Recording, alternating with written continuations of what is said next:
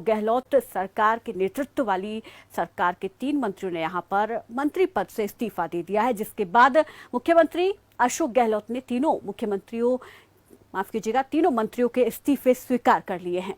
इसी सिलसिले में मुख्यमंत्री अशोक गहलोत आज शाम को राज्यपाल से मुलाकात भी कर सकती हैं, क्योंकि कल गहलोत मंत्रिमंडल का विस्तार होना है। इसको लेकर राजभवन में तैयारियां भी शुरू हो चुकी हैं और कल ही शपथ ग्रहण समारोह होगा। इसके लिए राज्यपाल कलराज मिश्र आज शाम को जयपुर पहुंचेंगे। इस तरीके के संकेत लगातार दिए जा रहे हैं कि वहां पर राजभवन में तमाम तैयारियां चल रही हैं और 3 मंत्रियों के इस्तीफे से भी ये संकेत मिल रहे हैं कि कल जो है मंत्रिमंडल विस्तार निश्चित तौर पर होगा। इस पर ज्यादा जानकारी के साथ जयपुर से संवाददाता हरिनाम हमारे साथ जुड़ गए हैं। हरिनाम, यहाँ पर तमाम तरीके के संकेत मिल रहे हैं, हालांकि औपचारिक ऐलान अभी तक नहीं किया गया है, लेकिन जो संकेत मिल रहे हैं राजभवन में तैयारी होना, 3 मंत्रियों का इस्तीफा दे देना और इनके आधार पर पहले सूत्रों के हवाले से खबर मिल रही थी, लेकिन अब इसको हम आपसे जानना चाहेंगे कि क्या कल पूरी तरीके से संभावना मानी जा सकती है कि कल मंत्रिमंडल विस्तार होगा?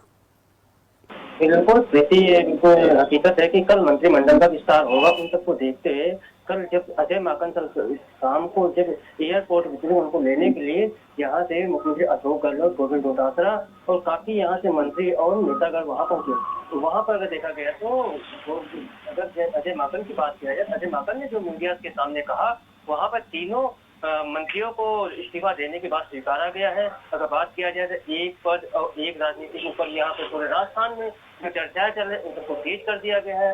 उन्हीं के बीच में अगर ये भी देखा गया है कि अगर देखा गया गोविंद डोटासरा जो शिक्षा मंत्री थे और राजस्थान के प्रदेश अध्यक्ष हैं, वो अपने इस्तीफा सौंप दिया है। अगर वहीं अगर दूसरी बात करें चिकित्सा मंत्री रघु शर्मा की बात किया जाए तो गुजरात के प्रभारी बनाए गए हैं। राजस्थान से चिकित्सा मंत्री का इस्तीफा उन्होंने भी दे दिया। और वहीं अगर तीसरे लोगों की बात करें तो हरीश चौधरी की बात की जाए, हरीश चौधरी पंजाब के प्रभारी बनाए गए और वो राजस्व मंत्री है, उनसे भी इस्तीफा दे दिया गया और इस्तीफा लेकर उनको स्वीकारा भी गया है। और वहीं अगर दूसरी बात किया जाए तो सुबह अगर अजय माकन की बात करें, सुबह अजय माकन से 3 और 4 घंटे मुख्यमंत्री अशोक गहलोत के साथ अकेले मीटिंग हुई है। और वहाँ पे ये भी देखा गया जो मीटिंग के साथ जो सामने आ रहा है क्योंकि कि अभी भी अगर हो सकता है आज शाम को 5 बजे मीटिंग होगी, उस मीटिंग में 4 से 5 मंत्रियों के और इस्तीफे मांग लिए जाएंगे। तो सबको देखते हुए जो 5 बजे की मीटिंग है वो बिल्कुल अहम माना जा रहा है। उस मीटिंग के अंदर तो वही देखा जा रहा है जो राजस्थान में जो 30 मंत्री पद की प्रक्रिया है उन सब के बीच में 12 मंत्री पद तो खाली है, उसमें से 5 मंत्री पद और लिए जाएंगे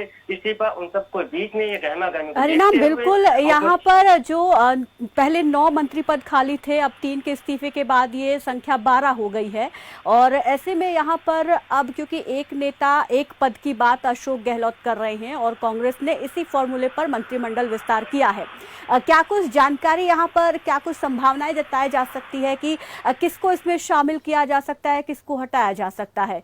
और सचिन पायलट खेमे को लेकर अगर बात की जाए तो क्या सचिन पायलट की वापसी हो सकती है या उनके समर्थकों की? बिल्कुल प्रीति, आपका बिल्कुल सही जवाब पूछा है आपने। सवाल आपका बिल्कुल सही है कि सचिन पायलट गुट के जो विधायक की बात है और सचिन पायलट की वापस होने की संभावना है कि नहीं है। बिल्कुल प्रीति, मैं बता दूं कि राजस्थान में सचिन पायलट का वापस आने की बिल्कुल प्रक्रिया तेज हो चुके हैं। आज अजय माकन जब मंत्रिमंडल की मीटिंग आज मुख्यमंत्री अशोक गहलोत की हो जाएगी, उसके बाद अजय माकन यहाँ पर सचिन पायलट से मुलाकात करने की प्रक्रिया होगी। ये भी कहा जाएगा कि सचिन पायलट आज दिल्ली के दौरे पे थे, दिल्ली से दौरे से उनको भी वापस बुला लिया गया है और सचिन पायलट भी जयपुर में आ गए। इन सबके बीच में देखा जा रहा है कि सचिन पायलट गुट के विधायक की बात किया जाए तो सचिन पायलट के जो 3 से 4 जो विधायक है उनको मंत्री पद में शामिल किया जाएगा। अगर बात करें सबसे नाम तेजों की बात किया जाए तो सचिन पायलट के जो मुरारी लाल मीणा है उनका नाम सामने आ रहा है, रमेश लाल मीणा है उनका नाम सामने आ रहा है। अगर विश्वेंद्र सिंह की बात करें, विश्वेंद्र सिंह जो मंत्री थे उनका भी नाम वापस से आ रहे हैं। वहीं अगर देखा जाए तो राकेश पारिक का भी नाम सामने आ रहा है। सबसे बड़ी अगर राजस्थान की राजनीति की बात किया जाए, 2023 का जो चुनाव आने की संभावना है, उन सबके बीच में जातिकरण की समीकरण देखते हुए कि यहाँ पे जातिकरण की समीकरण देखा जाए, उन सबके बीच में ये जो मंत्री की बात की जाए तो जातिकरण के हिसाब से मंत्री बनाए जा सकते हैं, चाहे वो मंत्री हो। हरिनाम, यहाँ पर आपसे ये भी जानना चाहेंगे कि जिस तरीके से आपने बताया कि कई चेहरे इसमें शामिल किए जा सकते हैं, गहलोत सरकार के लिए किस तरीके से ये रणनीति रहने वाली है?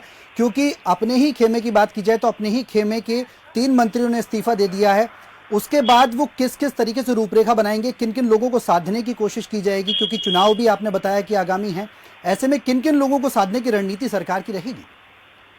बिल्कुल सौरभ, आपकी बात बिल्कुल सही है कि किस रणनीति से ये रणनीति होगा, क्योंकि यहाँ के राजस्थान के मुख्यमंत्री हमेशा से जादूगर के कहने पे आते हैं कि मुख्यमंत्री अशोक गहलोत सब जादूगर की तरह ये पिटारा खोल दें, किसी को अभी कुछ समझ नहीं आ रहा है। कि ये भी कहा जा रहा है कि शाम को जो 5 बजे की जो मीटिंग रखी गई है, जिसमें अजय माकन मुख्यमंत्री अशोक गहलोत के साथ जो मीटिंग है, उनके बीच में जातिकरण के समीकरण हो, उनको सब देखते हुए, क्योंकि राजस्थान में 2023 का चुनाव देखते हुए मुख्यमंत्री अशोक गहलोत ने बिल्कुल स्पष्ट कह दिया है कि ये जो राजस्थान का 2023 है चुनाव, बिल्कुल, तो ये माना जाए सौरभ यहाँ पर कि आगामी जो चुनाव प्रदेश में होने हैं उनमें उनको ध्यान में रखते हुए अभी से यहाँ पर जो मंत्रिमंडल विस्तार होगा उन तमाम चीजों को देखते हुए ये किया जाएगा, जो कि कल होने की संभावना यहाँ पर जताई जा रही है। बहुत बहुत शुक्रिया हरिनाम जी हमारे साथ जुड़ने के लिए, इस तमाम जानकारी के लिए। फिलहाल यहाँ रुक रहे एक छोटे से ब्रेक के लिए, फौरन लौटेंगे।